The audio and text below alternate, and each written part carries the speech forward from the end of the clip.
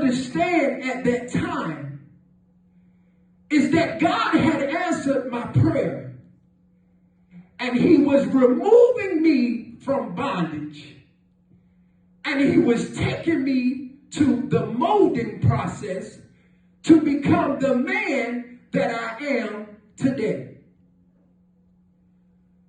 And that's quite similar to a story of God's chosen people, also known as the Israelites.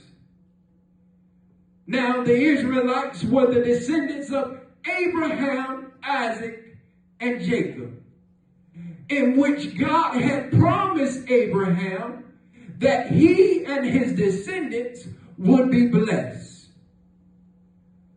Not only would he be blessed, but the nation would become great.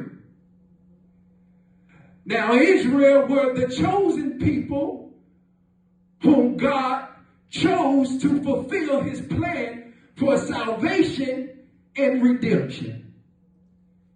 And if you take the time out to read the story, God performed great miracles for his chosen. He had delivered them from slavery in Egypt. My God also parted the Red Sea for an escape route for the pursuing Egyptians. He also provided a pillar of cloud by day and a pillar of fire by night. And that was for Israel's guidance through the wilderness. But soon after they seen all these miracles being performed, they started to complain about food. And you can take a wild guess, yes, God provided. They also complained about water, and he provided that too. But isn't this just like us?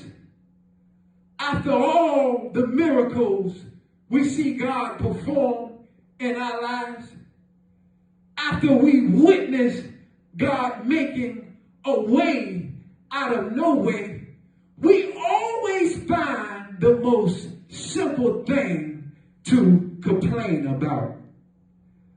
But there was not a day that passed without a miracle occurring right before Israel's eyes.